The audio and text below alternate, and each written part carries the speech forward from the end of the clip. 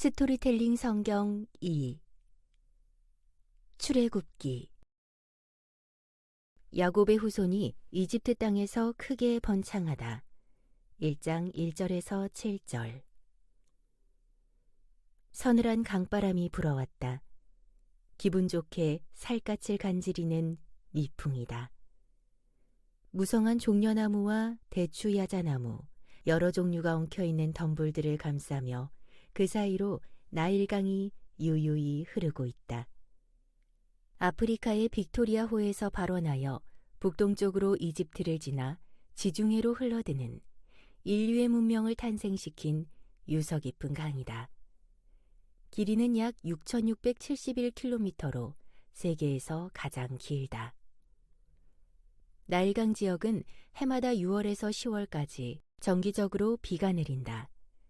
홍수가 나서 큰 피해를 주는 강이 적지 않지만 이집트 사람들은 범람하는 나일강을 두려워하지 않았다. 나일강 지역의 홍수는 예측이 가능하기 때문이다. 호우로 갑자기 물이 불어나는 것이 아니라 7월부터 서서히 물이 불어나 10월에 최고조에 달한 후 점차 줄어든다. 사람들은 물이 불어날 때에는 피해 있다가 물이 빠지면 돌아온다. 매년의 홍수가 비옥한 땅을 형성해 주기에 이집트 사람들에게 나일강은 어머니 같은 생명의 강이다. 이집트. 이 풍성한 땅에 언제부터 사람이 살았을까? 대략 기원전 3200년경. 이집트 남부에서 함족이 나일강 유역에 정착하면서 고대 이집트 문명이 탄생했다. 강물의 범람을 극복하기 위한 치수를 계산하다 보니 천문학과 수학이 발달되었다. 기름진 흙은 함족에게 거대한 농경지를 만들어 주었고 어부들에게는 풍성한 물고기를 제공했다. 풍족한 농산물을 그리스와 로마 등지로 수출할 수 있었던 것도 어머니의 강 나일강이 가져다 준 자연의 선물이었다. 그 결과 강 안에서 세계 4대 문명의 하나인 고대 이집트 문명이 탄생하게 된다. 그런 이집트 안에 특히 비옥한 땅이 있다. 고센 땅. 나일강 삼각주 남동 지역으로 하 이집트에 속한 땅이다. 다른 이름으로는 소환들로도 불렸다. 땅의 언덕이란 뜻의 고센은 비옥하고 풀이 많아 목축에 알맞은 땅이다. 요셉 당시의 파라오는 고센 땅을 일컬어 이집트 영토 중에서 가장 비옥한 땅이라고 말한 바 있다. 고센 땅에 오래전에 한 부족이 자리를 잡았다. 아브라함과 이삭과 야곱의 후손인 히브리 부족이다. 벌써 수백 년 전, 이제는 전설처럼 들리지만 요셉이라는 노예 신분의 한 히브리인이 이집트의 전국 총리로 등용되면서 그의 아버지 야곱과 그 가족을 불러들였다. 유능한 요셉 총리는 이집트에 정착한 자기 부족에게 2가지 선물을 주었다. 번영과 보존이다. 우선 고센 땅은 이집트 변방의 기름진 목초지다. 요셉 당시의 파라오는 왕실 소유의 가축을 관리하라는 명목으로 고센 목축지를 가나안 땅의 이주자들에게 내준다. 이렇게 비옥한 땅을 야곱 일행에게 선뜻 내줄 수 있었던 것은 목축을 가증하게 여기는 이집트 사람들의 관습과 심리 때문이다. 전통적으로 농경민이던 이집트 사람들에게 목자들은 교양 없고 거칠며 야만적이라는 강한 편견이 있었다.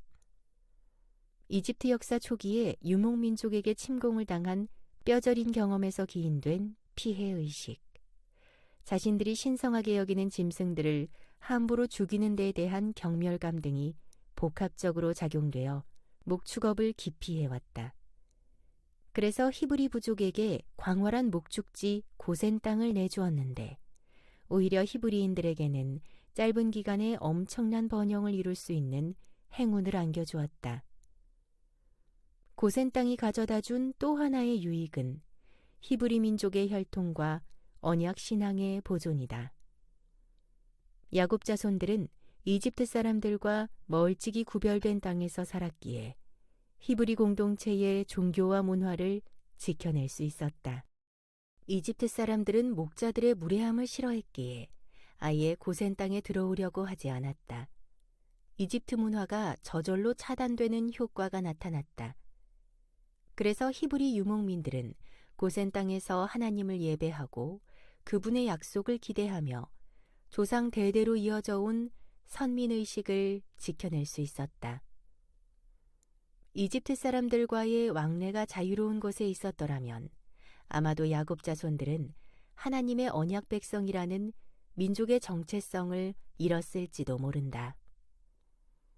이렇게 야곱의 자손인 히브리 민족은 이집트 사람들과 거의 상종이 없다시피 그 땅에 정착했다. 그 기름진 땅에서 대단한 출산율로 빠른 시일 내에 씨족에서 부족으로, 부족에서 민족으로 자리매김을 하여 한 국가의 규모로 번성하게 된 것이다. 이런 히브리 민족이 이집트 원주민들에게는 굴러온 돌과 같은 존재였다. 이집트 총리가 된 요셉의 초청으로 가나안 땅의 헤브론을 떠나 이집트 고센으로 이주할 때 야곱의 식솔들은 70명에 불과했다.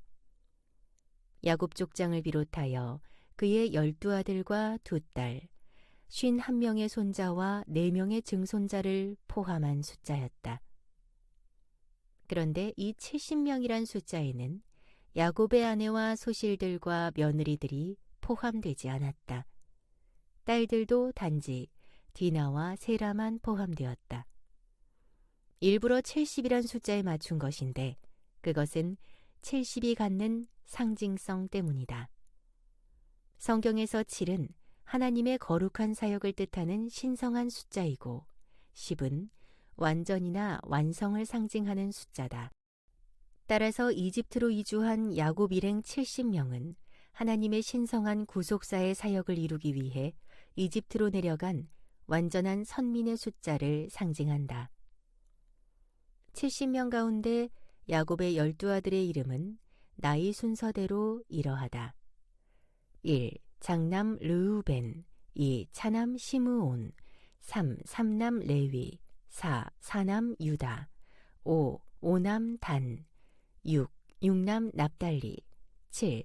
칠남 갓, 8. 팔남 아셀, 9. 구남 이사갈, 10. 십남 스불론, 11. 십일남 요셉, 12. 막내 베냐민. 이 12명의 이름은 매우 중요하다. 그 이유는 출애굽기부터는 아브라함, 이삭, 야곱, 요셉으로 이어지는 족장 시대를 마감하고 야곱의 12아들을 조상으로 하는 이스라엘 12지파의 역사가 본격적으로 전개되기 때문이다. 언약 가문의 후사인 야곱이 자기 아들들과 딸들과 손주들을 전부 데리고 이집트로 내려간 때는 그가 130세 되던 해였다. 그때 이집트 총리가 된 요셉의 나이는 39세였다. 나일강 삼각지대인 북부 이집트의 고센 땅에 정착한 야곱은 그곳에서 17년을 더 살다가 향년 147세에 죽었다. 부친 야곱이 죽은 후 요셉도 54년을 더 살다가 향년 110세에 죽었다. 그리고 세월은 흘러 요셉의 다른 형제들도 다 죽고 야곱을 따라 이집트로 내려간 사람들도 전부 죽었다. 그렇게 야곱이 식솔을 모두 이끌고 이집트 땅에 내려간 때로부터 약 350년의 세월이 흘렀다. 그동안 야곱의 자손은 엄청나게 불어났다. 고센 땅 전역에 가득 찰 정도였다. 출애굽 당시 20세 이상의 장정만 대략 60만 명이었다.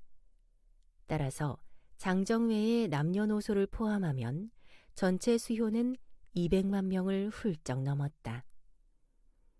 이처럼 이스라엘의 인구가 급속도로 번창하게 된 것은 하나님이 언약의 후사인 아브라함과 이삭과 야곱에게 후손의 번성에 대해 약속하신 대로 복을 주신 결과였다.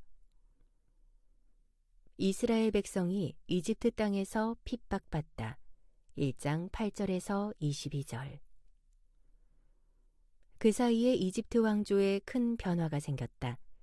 요셉이 총리로 있던 시대는 강력한 이집트 중왕국의 12왕조 시대였다. 그 뒤로 점차 쇠약해진 이집트의 13, 14왕조를 셈 계통의 이민족인 힉소스 왕조가 무너뜨리고 이후 15에서 17왕조까지 약 150년 동안 통치했다. 힉소스 왕조는 다양한 세머를 사용했다. 히브리어도 그 중에 하나다.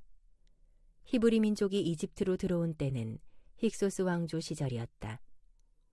히브리 출신 요셉이 이집트 총리로 전격 등용될 수 있었던 것도 같은 세머를 사용하는 힉소스 왕조가 정권을 잡고 있었기에 가능했다. 힉소스 왕조는 히브리 민족에 대해 우호적이었다. 요셉의 부친과 형제들은 힉소스 왕실이 제공한 마차를 타고 이집트로 이주했다.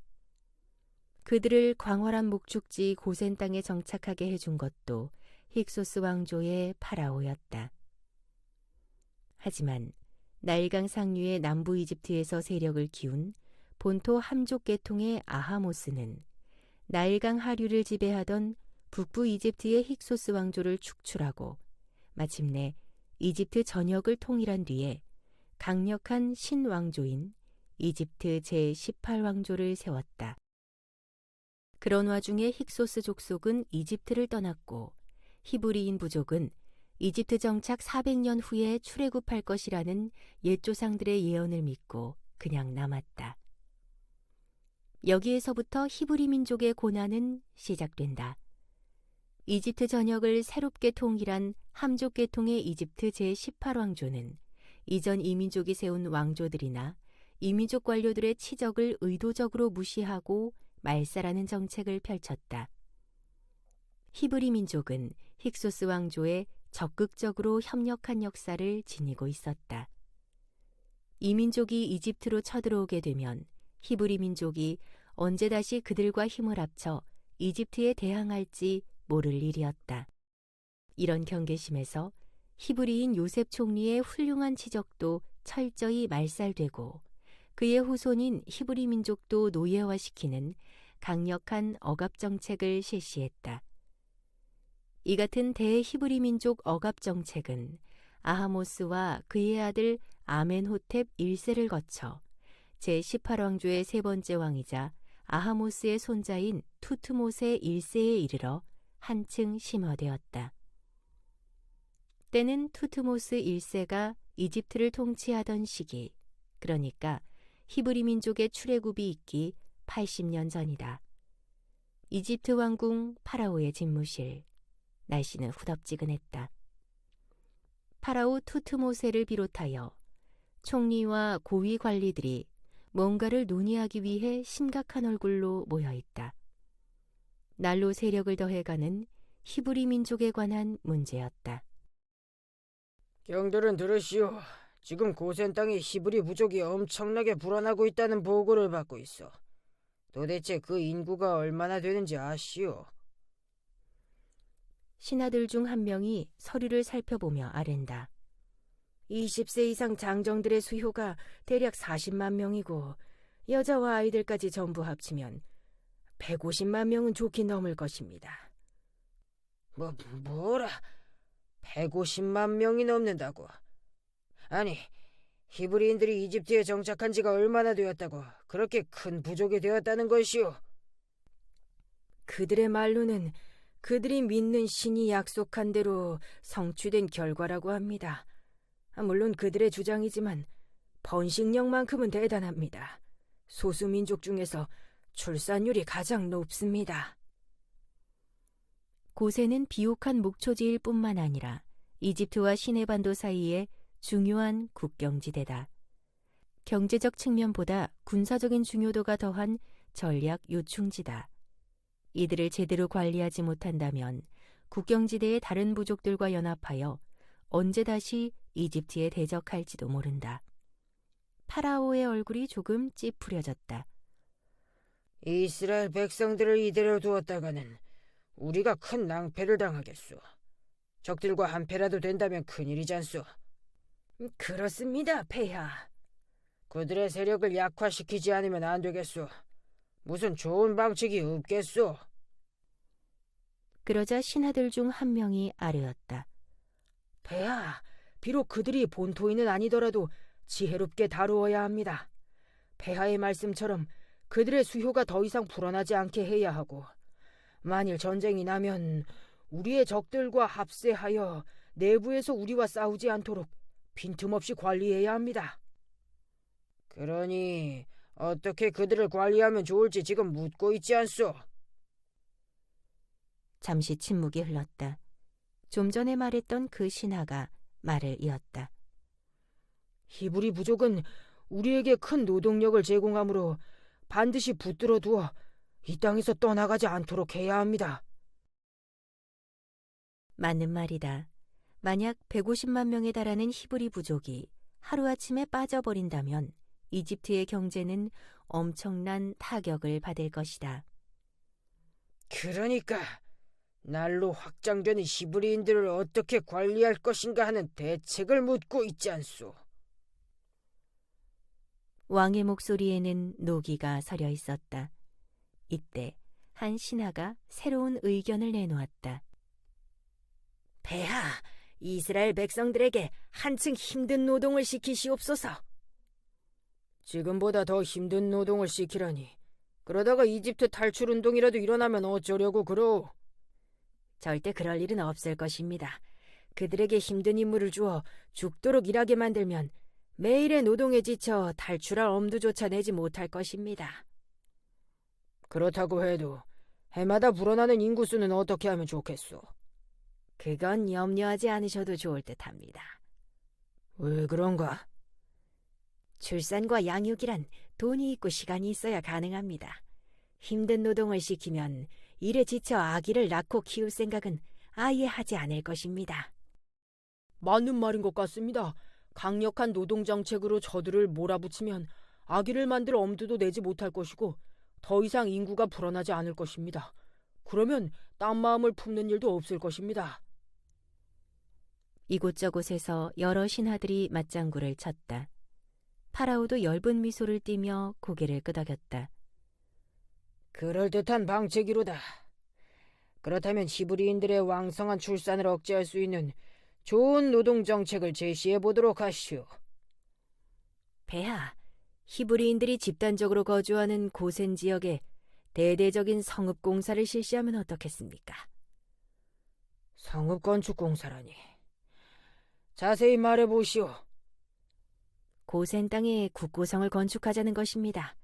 히브리인들의 노동력을 끌어들여 국고성을 건축하게 하면서 그들을 노동감독관의 철저한 통제하에 관리하는 것이 여러 가지로 좋을 듯하옵니다. 국고성은 국경지대에 설치되어 전쟁이 일어날 때 군량이나 병장기를 현지에서 신속히 조달할 수 있도록 미리 비축해두는 창고를 말한다.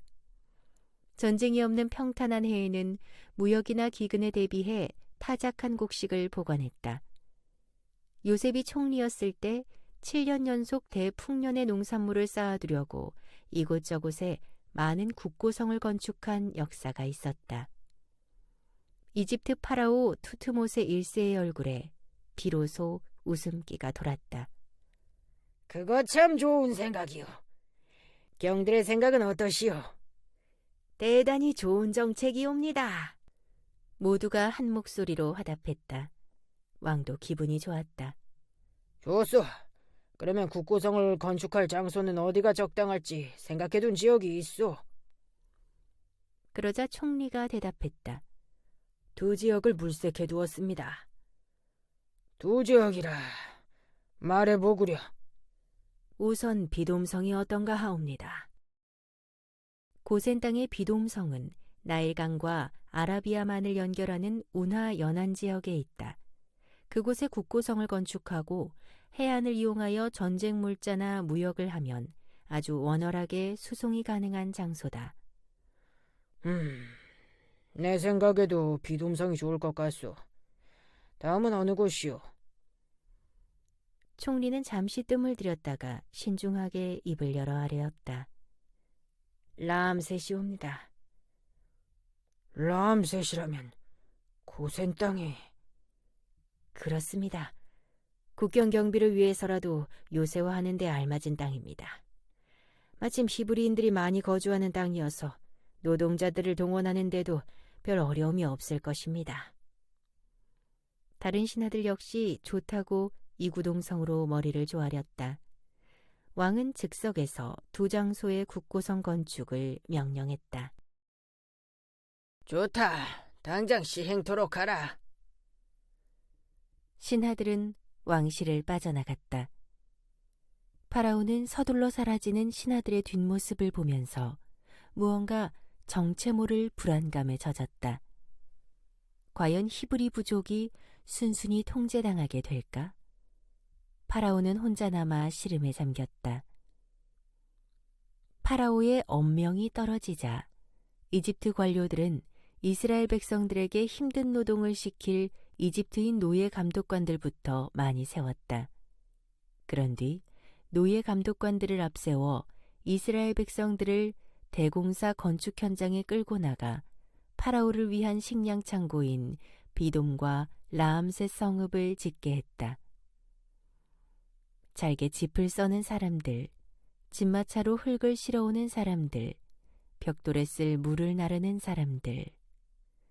그런 후에는 발로 자근자근 밟아 짚을 지늘게 개어 벽돌 모양을 만든 다음 햇볕에 말렸다.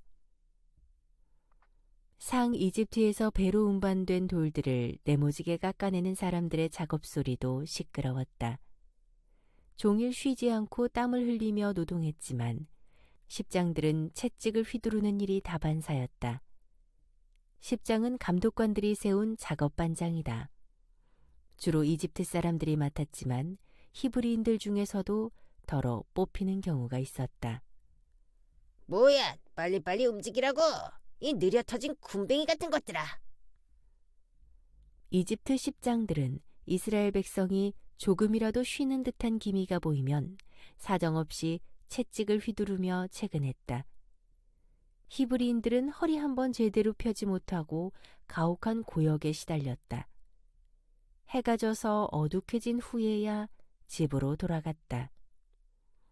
태양이 올라오면 또 작업 현장에 끌려나가 흙벽돌을 만드는 일을 계속했다.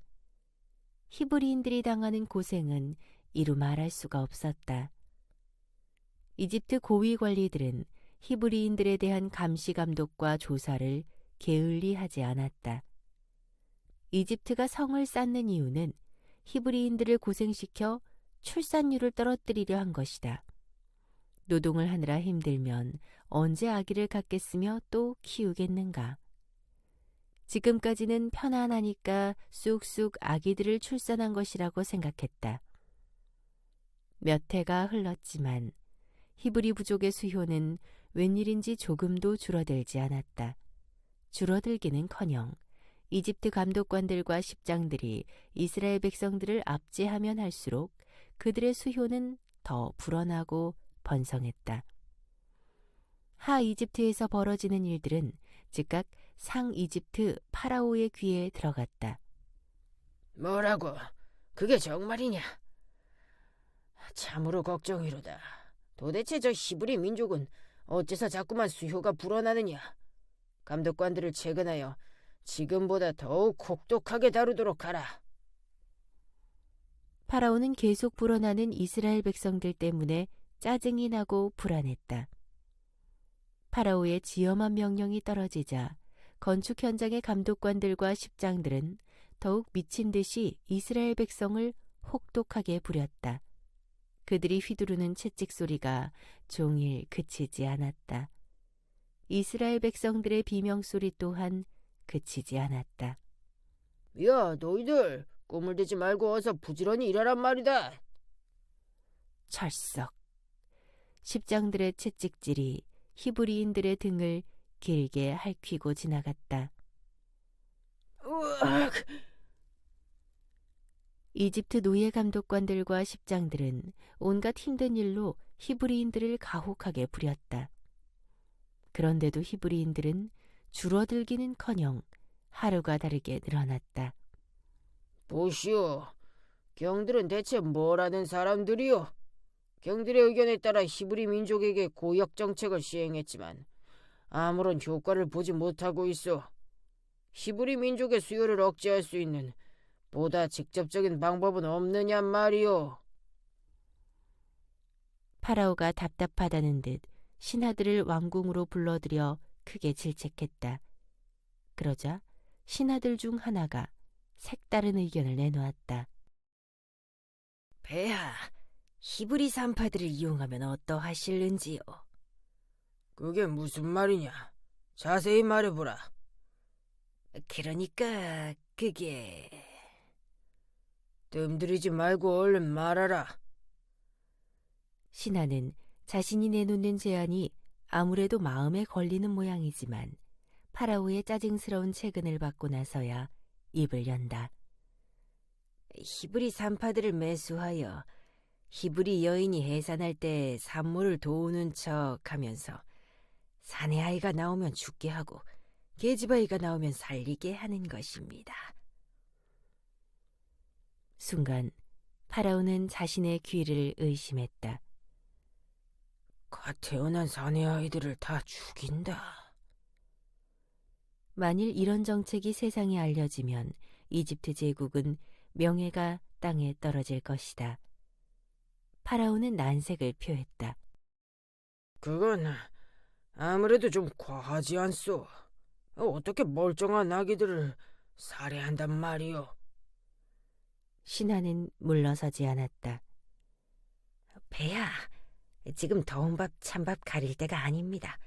무슨 방법을 써서라도 그들의 숫자를 줄이는 것이 우리의 목표가 아니겠습니까?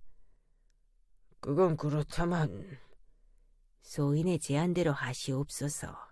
그리하시면 아무런 흔적도 남기지 않고 히브리 민족을 깨끗하게 말살할 수 있을 것이옵니다.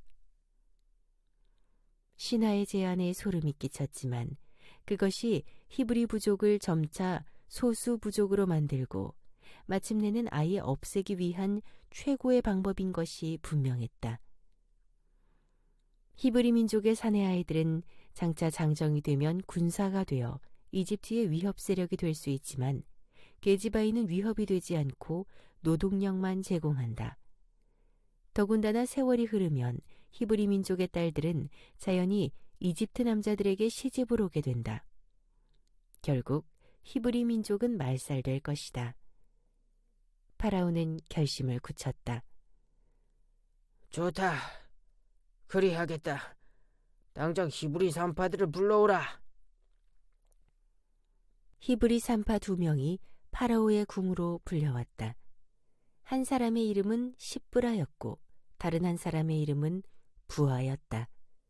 히브리 산파들은 왕의 부름에 응하여 허겁지겁 달려오는 내내 자신들이 도대체 왜 불려가는지 종잡을 수 없었다. 잘 들어라. 너희는 히브리 여인들의 해산을 도우면서 태어난 아기를 잘 살펴보아라. 만일 아들이면 그 사내 아이를 반드시 죽여야 한다. 그러나 딸이면 살려주어라. 알겠느냐? 그 순간 십브라와 부하는 심장이 멎는 줄 알았다. 히브리 부족의 사내 아이들의 명줄을 끊으라고? 세상에 이런 무지막지한 명령이 또 있을까? 두 산파는 온몸이 부들부들 떨렸다. 선뜻 대답하지 못했다. 그러자 옆에서 신하가 호통을 쳤다. 지금 폐하께서 명령하시지 않느냐? 속히 대답하거라. 네, 폐하. 분부대로 시행하겠습니다. 얼굴이 사색이 된 산파들은 파라오 앞에서 그리하겠다고 대답했다. 하지만 왕궁을 빠져나오는 발걸음은 비틀거렸다. 우리가 지금 도대체 무슨 명령을 받은 거야? 파라오는 미쳤어. 갓 태어난 사내 아이들을 어떻게 죽이란 말이야. 그렇지만 미쳐도 파라오는 파라오야. 사내 아이들을 죽이지 않으면 우리가 죽어. 우리가 죽고 사내 아이들을 살릴 수만 있다면 우리의 목숨이 아깝지 않지만 결국은 우리 동족의 사내 아이들은 모조리 죽고 말 거야. 그래, 우리가 하나님과 동족에게 죄를 저지를 수는 없는 일이야. 어린 것들을 어떻게 죽게 한단 말인가. 두 산파는 두려움으로 덜덜 떨었다. 처음으로 산파라는 직업이 원망스러웠다. 어떻게 그런 큰 죄를 저지를 수 있단 말인가. 하나님의 징벌이 두려워 도무지 그리할 수는 없는 노릇이야. 어떻게 하면 좋지? 무슨 좋은 방안이 없을까? 결국 히브리 산파들은 이집트 왕이 명령한 대로 따르지 않고 히브리 사내 아이들의 목숨을 살려주었다. 얼마 후 파라오가 즉각 그 산파들을 다시 불러 엄히 추궁했다. 이런 고약한 것들 같으니라고. 감히 내 명령을 어기다니. 너희는 무슨 까닭으로 내 명령을 따르지 않고 히브리 사내 아이들의 목숨을 살려주었느냐? 정녕 죽고 싶은 게로구나. 산파들이 벌벌 떨며 파라오에게 대답했다. 폐하, 그게 아니옵니다. 히브리 여인들은 이집트 여인들과는 그 체질이 다릅니다. 히브리 여인들은 힘이 넘쳐 저희가 도착하기도 전에 이미 아이를 낳아버립니다. 그래서 어찌 손을 써볼 도리가 없었습니다. 폐하, 제발 목숨을 살려주옵소서. 뭐라, 그게 정말이렸다.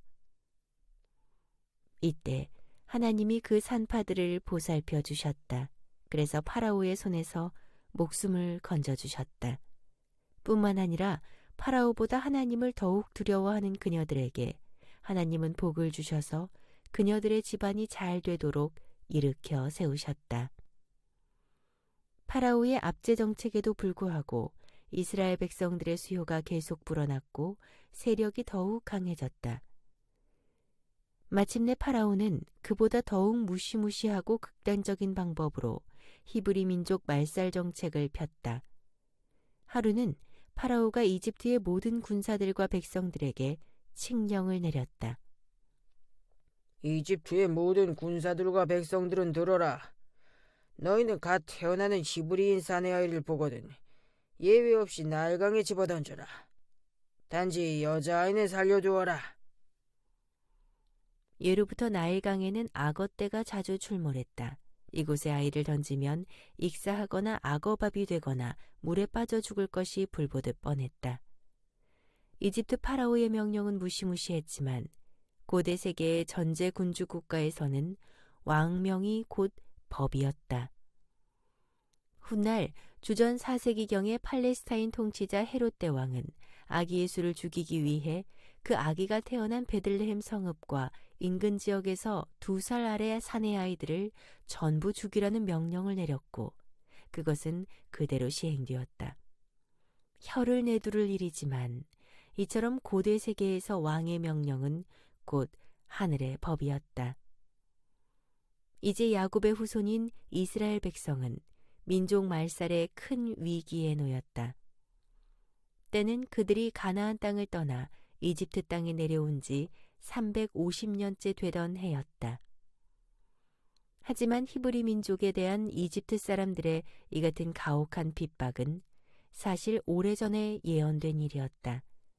그러니까 이때로부터 대략 550년 전 하나님은 횃불 언약을 통해 이스라엘의 조상인 아브라함에게 그의 후손이 이집트 땅에서 400년 동안 종살이 한다고 말씀하신 바가 있었다. 그러니까 한치의 오차 없이 하나님의 구속사 경륜대로 역사가 착착 진행되고 있는 것이다.